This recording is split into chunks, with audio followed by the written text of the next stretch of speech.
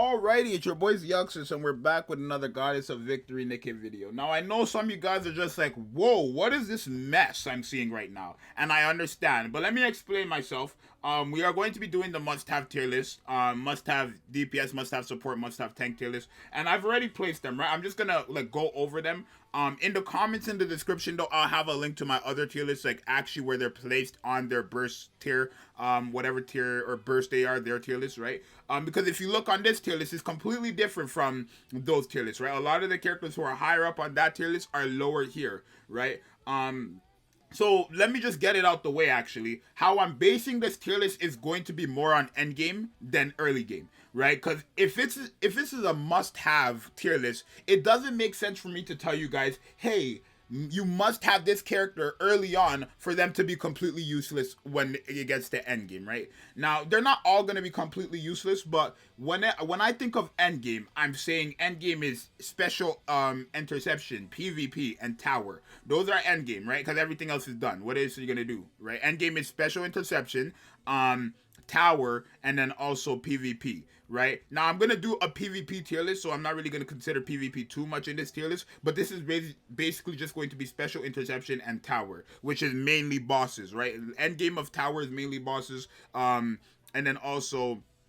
And special interception is also bosses, right? So there's a lot of, like, Haran could have DPS. Somebody's like, oh, that guy's tweaking. And I'm going to explain why my reasonings for a lot of these characters, right? So if we look at must-have DPS, the characters in must-have DPS are the characters who are going to be the most efficient, right? When I want to say the most efficient endgame, right? Either best option or best replacements. Essentially, that's what I was going for when I was making my must-have DPS, right? So for example, if, let's say, best pick scenario for Chatterbox or for Gravedigger is Drake, right? I could replace Drake with something like Scarlet, something like Modernia, right? Those are reasons why I want to put, well, Drake is not, I can't really replace her with those characters because she's a shotgun character. She's like meant for Gravedigger, but she definitely has value there, right? When it comes to characters like even Maiden, right? Maiden was a character who was pretty low on my Burst 3 tier list, but she's a character as a solo DPS who can actually increase her own damage by a lot and actually get the job done, right? Her crit damage increases by a lot, and then also her attack gets increased by like 20% for like 20 seconds, right? And her crit damage gets increased by 150%, right? So she's a character that you could have as a DPS for late game, right? Essentially, these are the characters I feel like you should be going for. If you're going for them early on, these are characters where it's like, have now and then they're better off later, right? Well, some of them, right? Like Biscuit is definitely a character where she is a character who's like levels in like endgame content. What this girl can do is levels in endgame content. But early on, you're not gonna have enough characters for her to be levels above. You know what I mean? For example, I feel like if I'm a new player and my first pull is Biscuit and I don't have a defender, I lose a very valuable skill. Right? Unless my account is starting off with Biscuit and Noah, there's no reason for me to have Biscuit. Realistically, she's not good enough early on because she's not really doing anything early on because of the characters you have, right? Early on, you're going to have SRs. That's why they're down here, right? SRs are characters you're going to guarantee to have. That's why I put them there. If you don't have Femeno, you don't have Neve, they were free. So you either just don't have them or you do have them. That's why I put them, right? And not really needed. I find these characters to be characters you just do not need. Right, Makima is probably a character you could have, but I feel like she's more better. Okay, if it's endgame, I guess she's like, let's say she's a must-have tank in endgame. Must-have if paired up with Biscuit for like bosses, but definitely like a very good option for PvP. I want to say she's a must-have tank in endgame, right? Because she could taunt, she could survive. With Biscuit, there's no question, but this is a solo tier list. This is not based on them with a partner, right? So I would say she's a could have, like highest of the high could have tank, right? Even Polly is probably down. Like people are like, why is Polly so low? Because I feel like, well, Polly is probably a must-have tank, but Polly is a character where I feel like she really just shines on her burst skill. The problem is her burst skill is a 40-second cooldown, right? She increases attack, grants a shield. That's better, right? Let's take a look at the must-have supports, right? So in supports, we have Litter. She's a character who's good, like, from beginning to the end. She's literally used everywhere. That's why she's in must-have. Rapunzel, early on to the end. everywhere. Dala, a character used early on to the end, good everywhere. Noise is really a character where you start picking up, I want to say you start picking up Noise midway to the end, but still a very good character. Pepper is probably a character you're actually using midway, or early on to like midway-ish, let's say in between midway and the end, right? But I don't know if you're really going to still use her end game like that. You could, but I don't really know if you're going to. Adby is a character who's like really going to be good for like having that reload speed, but then you have characters like Rupee, who can also give you mad reload speed. The problem with Rupee is I don't want to have to be forced to bring another burst 1 unit, and then I'm forced to bring, like, depending on what characters I have, right? These are basically characters who can fit on any team, regardless of the situation. With Rupee, I have to kind of build a situation around her, because let's say I don't have a single burst 2 character who's a 20-second that's good enough for endgame content, right? Now I'm forced to bring a burst 2 unit who's 40 seconds if I have that. It's kind of just situational. That's why I don't feel like she's really needed. Like, these characters here are definitely not characters you need to clear any type of content, right? It's just the reality of the situation, right? If you're looking at this tier list right now, are you looking at anybody and not really needed? Who here is needed? Nobody, right? Could have tanks. These guys are really for PvP. Really for PvP. Folkwang is so lucky I put her even here. She's a tank, but she takes a bit to get there, right? She takes like 20-30 seconds to start doing her stuff, right?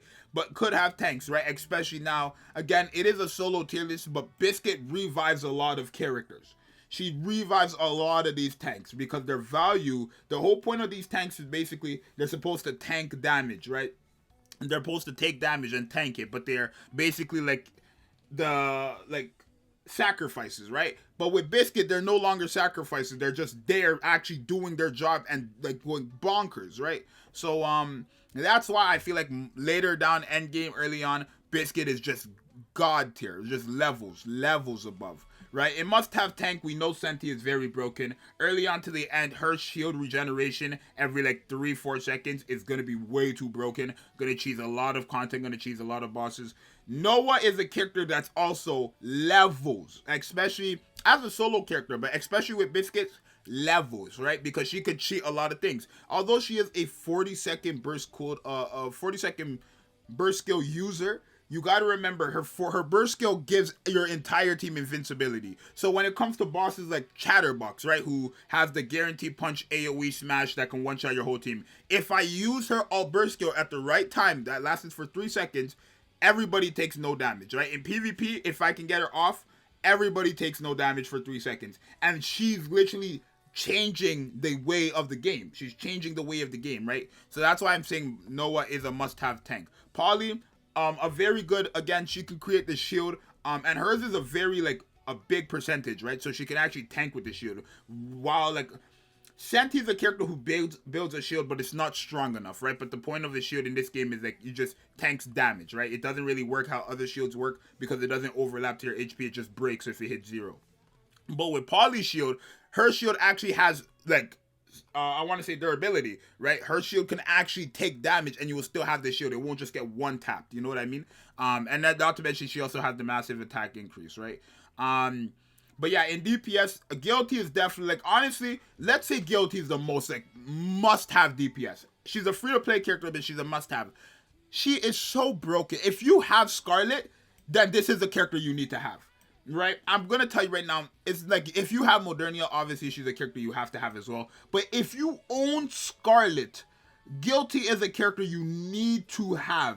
Even if you don't have Scarlet, Guilty is still a character you need to have. But if you have Scarlet, she is, because she duplicates a percentage of the highest attacker's attack, and puts it onto herself, and that could be stacked up to 5 times. The reason why I'm saying you need to have her if you have Scarlet, because Scarlet could increase her own attack by 100+%. Understand what I just said. You're making a second Scarlet by having Guilty and Scarlet. If I have Scarlet on my team and I have Guilty, Guilty is becoming Scarlet because her whole kit is to clone the highest attacker and just become them. She duplicates. If I'm increasing my own attack by 100% and Guilty is taking a percentage of that, increased attack for herself and doing massive damage, we're gonna just be running the game. Right? when it comes to characters like Snow White, when it comes to characters like Laplace, when it comes to characters like Maxwell and Power, these are characters who are going to be a lot better end game. Not really early on, but a lot better end game because they are boss killers. And again, end game is really just special, interception, and tower, right? And then PvP, right? I don't really feel like characters like Snow White, characters like okay, maybe Laplace, but I don't really feel like a character like Snow White and Maxwell really have that much value in PvP personally. Not even Power, obviously, but when it comes to bosses, they definitely can handle themselves, right? Alice is gonna be a nice character for those characters that need to like have us or attack a certain amount of time or full charge, like Power, for example, to keep a buff up. She's gonna be good there because she increases charge speed like crazy, right? She can honestly go into support, even though she's an attacker. She can really go into support. But yeah, the characters that could have DPS are characters I feel like are going to fall off, right? I feel like Drake is good late game. So I'll probably put her must have DPS. I feel like she's good. Haran is good late game too. I just feel like let's move her. I feel like Haran is good late game too, right? Not as good, so we'll put her a bit lower, like maybe here. Not as good, but like definitely like not bad, right? She's not like somebody who completely falls off, but she's definitely somebody who's a lot better end game, right? And could have supports. These are characters who will just benefit from the beginning to the end. Not anything crazy. Like these are just replacements for must-have supports, right? Even Milk is a pretty good support actually for end game, right? Let me pull up Milk, right? Because she's increasing your highest attacker's attack by 31% for 10 seconds every other 10 seconds. When your HP is above 80%, all allies permanently have their crit damage increase, which is nice. And then also, she can also heal a bit. It's nothing crazy. It's only every 40 seconds. But it's really just her first skill and second skill that kind of put her there. Not really a must-have, but could have support, right? I guess. Not really a must-have, but could have support.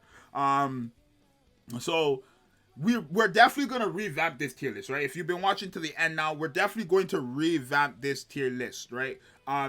Definitely let me know in the comments who you would move and why. Again, this is more end game, right? I feel like in end game, a lot of these characters, especially the characters that must have DPS and the must have supports, are the characters who shine more in end game, right? And the must have tank. These are characters who shine more in end game, right? And remember, endgame is only going to be tower, special interception, and PvP because there's nothing else, right? If you're done the story, there's nothing else besides those three, right? And I guess Union Raid and stuff like that, which is all, again, bosses. So still, it must have DPS. Those characters would shine.